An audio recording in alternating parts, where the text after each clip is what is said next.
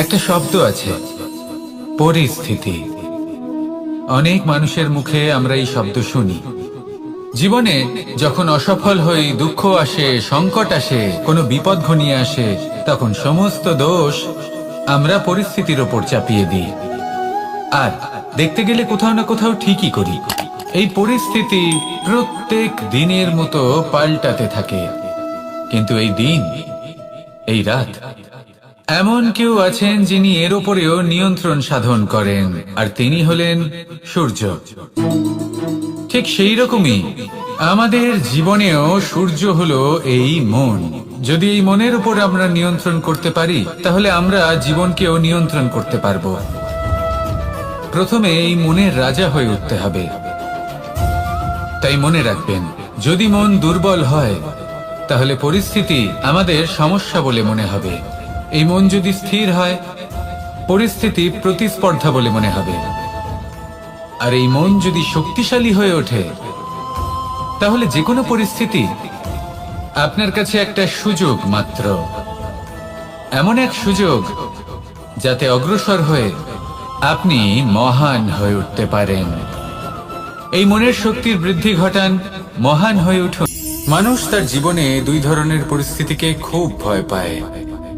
এক, কোনো কারণবশত কারোর সামনে নত হওয়া। দুই, কোনো কারণে নিজের চরিত্র থেকে, নিজের মূল্যবোধ থেকে বিচ্যুত হওয়া। এবার কেন হয় এরকম যে কথায় কথায় কারোর সামনে নত হতে হয়? কেন বারংবার নিজের চরিত্র থেকে চ্যুত হতে হয়? এরকম কেন হয়? এটা তখনই হয় যখন আমাদের শিক্ষা এবং মূল্যবোধের অভাব থাকে।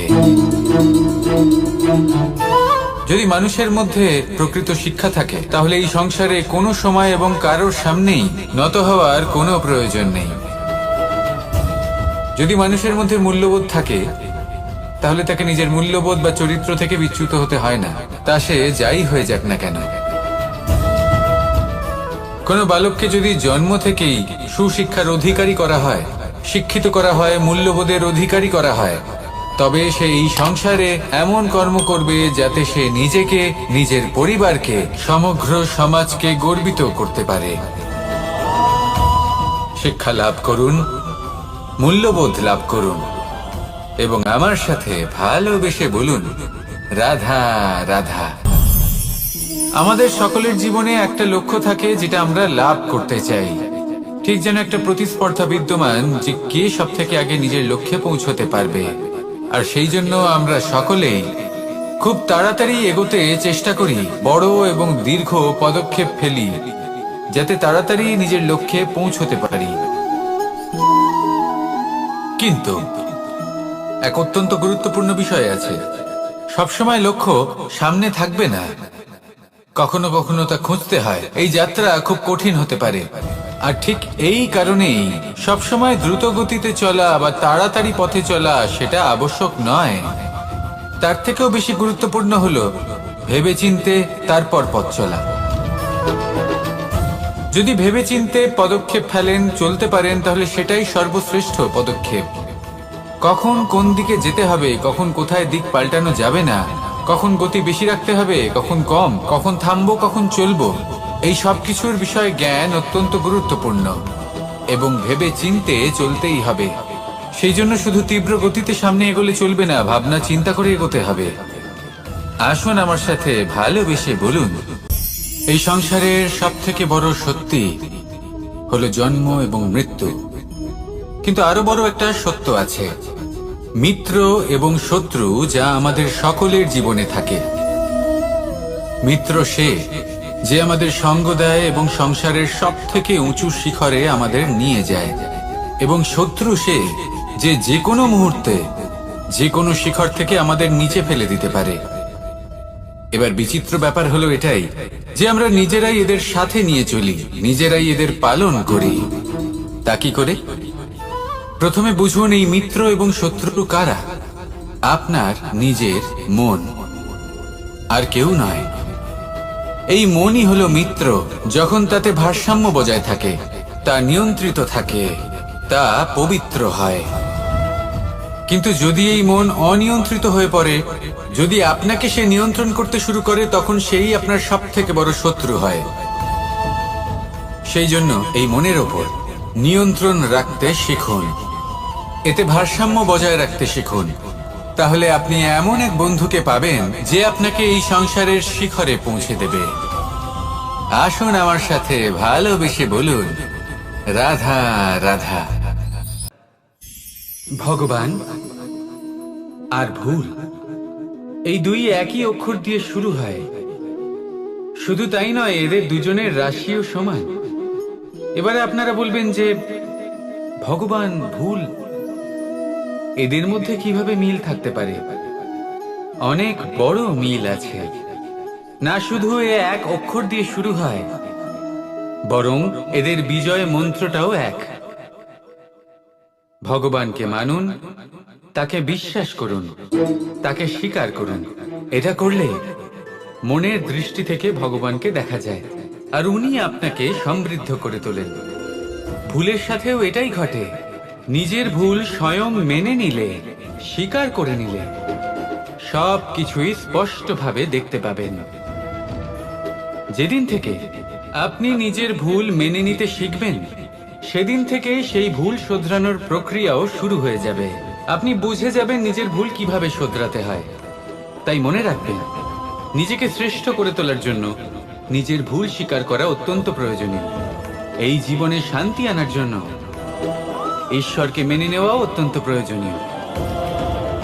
সবসময় নিজের গুণ এবং নিজের দোষ মনে রাখবেন, আজীবন সুখী থাকবেন। কখনো ঘোড়া আর তার ঘোড়সওয়ারিকে দেখেছেন? ঘোড়ার ডান এবং বাম দিকে যেন একটা পর্দা লাগানো থাকে। তার কারণ কি? যাতে ঘোড়া অন্য কোনো দিকে দেখতে না পায়, শুধুমাত্র সামনে দেখে আর সেই দিকেই এগোতে থাকে। বলতে গেলে এটা খুব সাধারণ ব্যাপার, কিন্তু এর পেছনে খুব বড় এক বিজ্ঞান লুকিয়ে রয়েছে। আপনি যদি জীবনে নিজের লক্ষ্যে পৌঁছতে চান, তাহলে আপনাকে এদিক ওদিক তাকানো বন্ধ করতে হবে। শুধু সামনে নিজের লক্ষ্যের দিকে তাকিয়ে থাকতে হবে। তখনই জীবনে সাফল্য লাভ করবেন।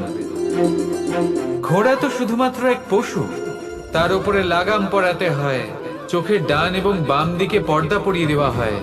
আপনি হলেন মানুষ, আপনাকে লাগাম কে পরাবে? কেউ না। এটা আপনাকে নিজেকেই করতে হবে। মনের গভীরে প্রবেশ করুন আর আবেগগুলিকে লাগাম পরান, তাদের নিয়ন্ত্রণ করতে শিখুন। আর নিজের দৃষ্টি সামনে, শুধু নিজের লক্ষ্যের দিকে। মনে রাখবেন, যদি আপনার দৃষ্টি শুধুমাত্র নিজের লক্ষ্যে থাকে, তাহলে লক্ষ্য ভেদ অবশ্যই করবেন।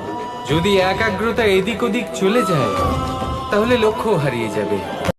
সংসারে আমাদের জীবনে যখন কোনো সুখ বা দুঃখ আসে, তার জন্য আমরা কাউকে না কাউকে অবশ্যই দায়ী করে থাকি, তাই না? এই ব্যক্তি আমাদের সাথে এরকম কাজ করেছেন, তাই আমার সাথে এমন হলো। ওই ব্যক্তি যদি এমনটা না করতেন, তাহলে আজ আমি ওই স্থানে পৌঁছতে পারতাম। সবই আপনার দৃষ্টিভঙ্গির উপর নির্ভরশীল। আর যদি আপনার দৃষ্টিভঙ্গি এমন হয়, তাহলে তা অনুচিত। সত্যি কথা বলতে, এই সংসারে ভিন্ন ভিন্ন ধরনের মানুষ আছে। এটা আপনার উপর নির্ভর করছে কিভাবে তাদের স্বাগত জানাবেন। একবার ভাবুন, আমি আমার দুটো হাত সামনে নিয়ে এলাম, দুটো মুঠো খুলে দিলাম। দুই প্রকারের মানুষ আসবেন, কিছু না কিছু দিয়ে যাবেন। এই মুঠো যদি আমি বন্ধ করে দিই, তাহলে না কেউ আমাকে কিছু দিতে পারবে, না আমার কিছু যাবে আসবে। নিশ্চয়ই বুঝতে পারছেন এই দুই ধরনের ব্যক্তি কারা এবং তারা কি দিয়ে যান। আমি যদি নিজের মুঠো খুলে দিই, তাহলে কিছু ভালো মানুষ আসবেন, আমাকে আনন্দ, সন্তুষ্টি, জ্ঞান প্রদান করে যাবেন, ভালো অভিজ্ঞতা দিয়ে যাবেন। কোনো খারাপ ব্যক্তি যদি আসেন, তাহলে তিনিও খারাপ অভিজ্ঞতা দেবেন, যার থেকে আমি শিক্ষা লাভ করব। এই সব কিছু আমি লাভ করতে পারি। মুঠো যদি বন্ধ করে রাখি, তাহলে আমি কিছুই পাবো না। দেখুন, এই সংসারে প্রত্যেকের জীবনে এরকম। প্রত্যেকের জীবনে সবকিছুই আছে, ভালো খারাপ দুই মানুষই আছে। ভালো অভিজ্ঞতা আছে, খারাপ অভিজ্ঞতা আছে। নির্ভর করছে আপনার উপর যে আপনি কি করবেন, এনাদের স্বাগত কিভাবে জানাবেন, কার থেকে কি বুঝবেন, কি শিখতে পারবেন, আর কোন দৃষ্টিভঙ্গি নিয়ে অগ্রসর হবেন। এটাই নির্ধারণ করবে যে আপনার জীবন কেমন হবে। আসুন আমার সাথে ভালোবেসে বলুন রাধা রাধা।